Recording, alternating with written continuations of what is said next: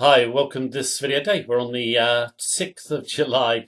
It's Wednesday. Today's video, we're going to give our updated outlook for the USD.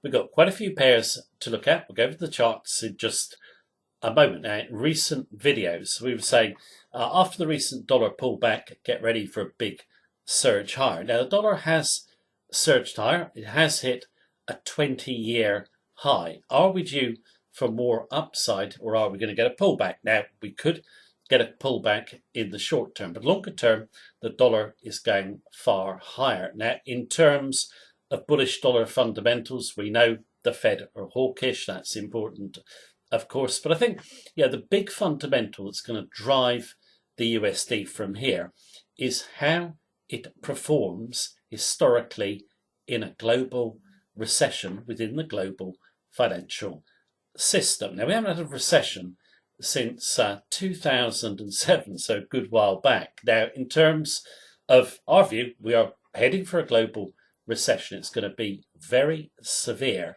We've got a very fragile global financial system as well. Just going to go through the fundamentals which we think can drive the dollar a lot higher than where it is now. Like we said, pullbacks will be buying opportunities in our view. Now, in terms of discussing all these points and looking at our favourite trade setups, we're going to do that now. But just before we go over to the charts, just always please do keep in mind, it is my view. As of right now, it can of course change in line with the market action and conditions. If you want to learn all our trading techniques and check out our daily technical sentiment analysis of 14 FX pairs, all you need to do is click on the link beneath this video and you'll get live access to our members centre. You can also check out and follow our Facebook page and join our Facebook group of traders. Now, in terms of looking at the USD, let's go first of all look at the big bullish fundamentals before we look at individual pairs. Right, just a quick few charts on the bullish fundamentals of the dollar. Now, this chart here says attractive rates and an aura of safety. That is true. If we look at the Fed, it's going to out-hike the central banks of most major economies. Okay, so it's got the yield on it and it's got the safety aspect, of course. Now, in terms of this chart here, posted it a couple of weeks ago, it's a really good quote. You should keep it in mind, in my view. Against other advanced economies, the US dollar is now the strongest it's been in 20 years. We said that earlier. Against non-China emerging markets, it is on its way to the 2020 COVID high. Blue line, there is no loss of dollar dominance. Far from it. We live in an age of unprecedented dollar hegemony. That's from Robin Brooks. And really like the guy. Does a lot of good research, and he's calling for a global recession. I've shown those charts in previous videos, so I won't show them here, but I just want to go down to the dollar and just basically how it performs when you get a global economic slow up and a recession. Okay, dollar is safe haven. We've already just touched on that. Tracks funds due to its huge liquidity, and also money flows into the fixed interest rate market, which is the largest in the world and the most liquid, and obviously you're getting really good yields there at the moment. Now, a big fundamental is when you get an economic downturn, dollar outflows slow. Okay, now keep this point in mind. Although the US accounts for just around 20% of global economic activity, over 50% of all cross-border bank loans and international debt securities are granted in US dollars. Now, if you take foreign banks, for example, such as those in the UK and EU, they actually grant more loans in USD than they do in their base currency. Okay, now when economic activity slows, fewer loans are obviously granted. That reduces the amount of dollars that have to be sold to buy another currency. Let's say it's Brazilian real or South African rand or whatever. And also, loans are called back to the book or credit line. So let's say a loan in South Africa is called in and gets converted to USD. So USD gets some strength. We also have rising interest rates, which makes loans more expensive to repay. Okay. Now, not only do we have fewer USD outflows, we also have a reduction of the Fed balance sheet. The Fed, printed a ton of money to combat the COVID hit. $9 trillion will be going out of circulation. If we were to equate this to quantitative tightening to interest rate hikes, the balance sheet runoff is probably the equivalent of another hike of 2.5%. Okay, so you've got money coming into the dollar on safe haven flows, but you've got a lot less dollars now going out into the global financial system, and that will slow even further. That should keep the dollar on the front foot longer term. I'm not ruling out corrections. In terms of stimulus, just want to show you what is a really good chart in relation to stimulus coming out of the global economic system. Let's just quickly flick over that chart, then we're going to look at some pairs. Right, in terms of Fed stimulus reduction, it will boost the move to safety and into the USD as well. I've just brought up this chart. I posted it a few months ago in our weekly market update, but just think it's very important, so I've left it in. And it's to do with the major central banks of the G4, so the Fed, the most important of all, ECB, Bank of Japan and Bank of England, and how their stimulus influenced the share market. And it says here, if you run a simple regression since June 2009, the starting point of the biggest monetary experiment ever, you'll find that the G4 central bank's balance sheet explains 90% of the rally in shares. Now that stimulus has gone, okay? And we have seen stocks come down. There's the Fed stimulus kicking in, get a rally of 100%, most of it due to Fed stimulus. Fed stimulus has gone and we've moved to the downside, but we're not, sort of oversold here. To get back to anywhere near fair value, 3.2, maybe even 2.8. As shares go down, that destroys wealth. Also creates safe haven buying. Again, bullish for the USD. Now, like I said, you're not going to get one-way traffic, but the big picture is very firmly dollar bullish. So let's go through some pairs and some key levels. Let's take a look at our first pair. I looked at it yesterday, so I'm only going to look at it very briefly in this video. It's Euro USD. Right, just very quickly on Euro USD, has covered it yesterday, but also for new viewers, our charting is very simple. We've got a view from the big fundamentals behind the chart and sentiment, so we can just focus on big levels. Now, yesterday, I was saying just sell if you wanted to come in fresh, and we've moved lower, but only sell half your position, keep half in reserve. We were already short, and we're short from 106.80, so I thought it was worth taking half in at 102.56. Decent profit. Obviously, I should let it run the full position, but that's with the benefit of hindsight. Anyway, the position in up 500 odd pips. Now we can hopefully add our bank position back in on a rally. I think you will get a bit of a rally here. We are a bit oversold, but longer term, we're going down, in our view, to the 96 level. You see my targets at the top here. We've got par, not too far away. Should get to 96. I might even extend that down to 90. Things are so bad in Eurozone. Now, in terms of our favourite or biggest exposure in terms of dollar longs, it's in the commodity currencies. So let's go and take a look at them. I'm going to take a look at AUD USD first. AUD USD, since we took our last short trade just here, it's been a kind of slow and laboured move down. I wouldn't rule out a bounce in this one. The bounce will be a sell. I'll just go through how you might play this one if you're coming in fresh in a moment. We still think there's plenty of downside. I just want to look at the big weekly picture. I want to look at commodities generally. Obviously, commodity currencies don't like a slow up in the global economy because commodities go down. And we noted a few weeks ago, every man, woman and child seemed to be bullish of commodities. But like all huge moves to the upside, you see breaks, lower, speculators getting taken out on stop, and also the economic reality settling in that we could face a global recession. So all commodity indexes are down. There's the Bloomberg Commodity Index down.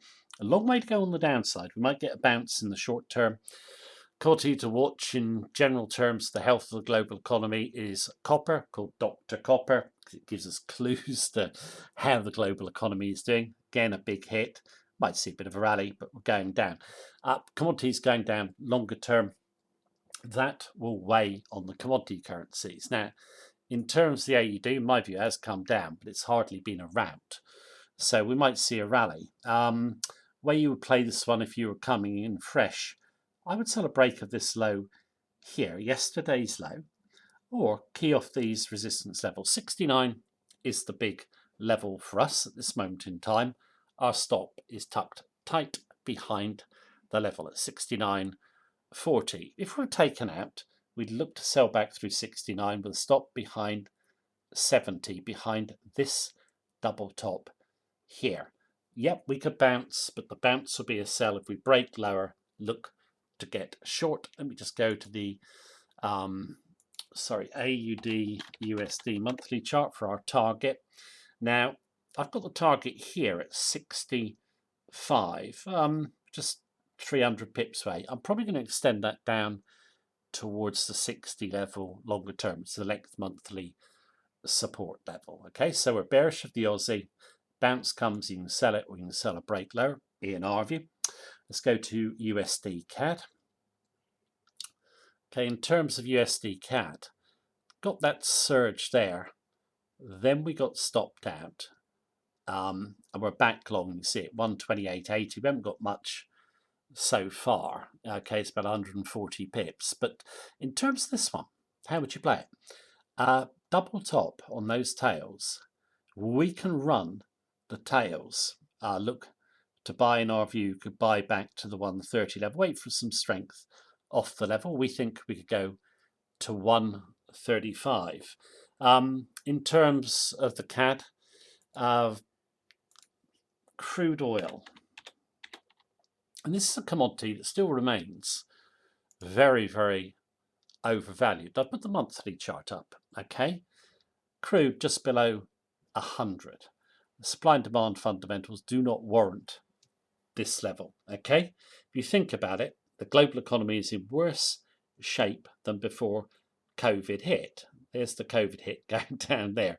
I would say fair value for it. Longer term is 60. In the short term, 75. Crude going down will weigh on the CAD. Okay, but CAD's going down anyway, in our view. Now I want to shift to a currency pair really like, which is a more minor pair, which is USD ZAR. USD ZAR. Just in terms of USD CAD, I don't know if I said it. They probably see my level as a target. It was 135. I might extend that to 140. Now, in terms of USD ZAR, it's a commodity currency. It's also an emerging market currency. Now, in terms of global economic slow-ups and recessions, the emerging markets get hit the hardest, not only with commodity prices going down, but also they rely heavily on dollar funding. We became interested in this one a few weeks ago. We noted when we sold off down here, speculators built up their biggest short position since 2017. So we thought it was good risk to reward long. We managed to get a long trade in here, and I just thought we'd run on to the upside, but we didn't. We came back and we didn't make much out of that at all. Then we get long through 16. We go up. Now the specs are getting run on stop. Okay. So as the stops get hit, we should see, hopefully, the USD continue to power higher. It's looking okay today. If you want to come in this one, buy, stop back behind here. It isn't much risk if you're looking for a move to monthly resistance. I've got 18 at the moment, but I think we could overrun that to 18.56. Okay, it's a fast-moving pair, just a small position, but I think it still looks a good risk-reward trade. I think it's only now that you're going to get a big stop run. Okay, another emerging market commodity currency we like is USD MXN. Now, in terms, I tend to find over the years that when the USD really hammers the MXN, you get a move to risk off at a bit more broad-based dollar strength. And we're moving nicely to the upside now. Okay, we did have a move up there, then we came back, and we're moving again. We're getting almost through these tails. If you wanted to buy, where would you buy? Yeah, just buy through. Well, you just buy now. My stop is back here at the moment. Yeah, if we get a bit more strength, I just put it behind these two candles. 21.40, and then the next target is off the top of my computer screen, so 22. So plenty of upside potential. Now I want to go back to a major commodity currency, which I've forgotten to cover, which is NZD USD. Here it is. Now, in terms of NZD USD, again, it's a bit like the Aussie, a bit of a laboured move lower. Wouldn't rule out a bit of a rally. But if we were to get above 62, sell back through the level. Our stop is just back here. If we were taken out, wait to sell probably back through 62. But if 63 gave way, we'd sell back through that level and probably have our stop back behind this tail, so the 64 level. So plenty of downside to come in this one. You can see my monthly targets are 60, then 65. Okay, where should we go? This next? Chart is USD offshore spot Chinese yuan. Now I don't want to trade this, but you should keep an eye on it. Okay, because when the USD went up on the yuan here, that was when you saw that big commodity fall back in May, or commodity currencies fall. We're doing nothing at the moment. If this breaks high, which I think we will, then watch for that to trigger pressure on the commodity currencies. Certainly if we get high volatility breakout. Why is it so important? I just want to go to the monthly chart. The Chinese have basically been keeping the yuan, keeping the yuan strong on the dollar, pushing it lower. Why are they now, and they have a big influence on this pair, why are they letting the dollar rise? Okay, at the moment it's going sideways. I think it's to help their exports because the global economy is slowing. So why not let the yuan weaken, and then basically your exports become more competitive? If you read in the media, you'll hear about how great the Chinese economy is going to do going forward. It's in deep trouble. So watch for a move to the upside in the yuan, and I reckon we could get all the way back up here. Okay, so that's one to watch in relation to commodity currencies. The most influenced by the yuan are going to be the NZD, the AUD, and the ZAR. You could throw the Brazilian real in as well, but I don't think many people can trade that. So just feel this tight sideways action is going to end with a high volatility breakout to the upside. Right, so some European currencies to finish off with, which are correlated with the euro. Basically, euro weakness should weigh on them. USD NOK. This is a good one, even for fresh positions, in my view. This big blue here breaks out, come back, test first level support, and just kind of sitting below the high.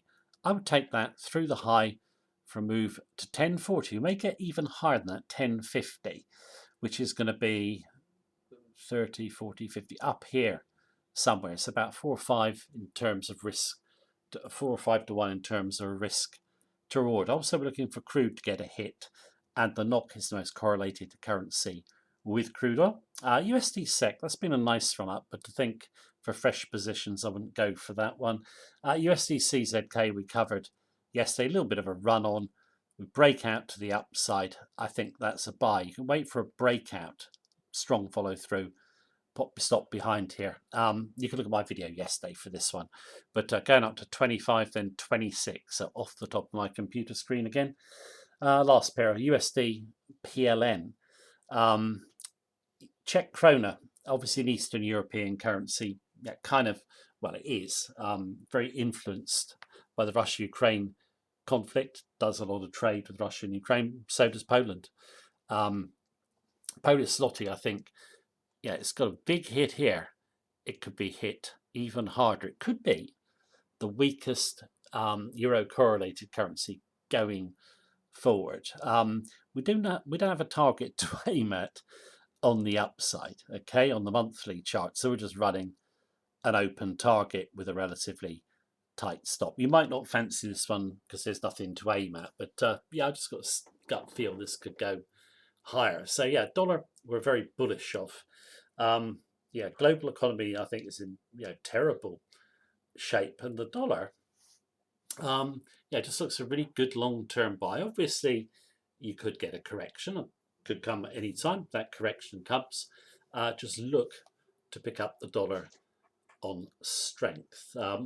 I personally think, a lot of people are saying, the worst could be over in terms of the stock market sell-off and, the global economy showing signs of recovery. Not the way we see it. It's dire.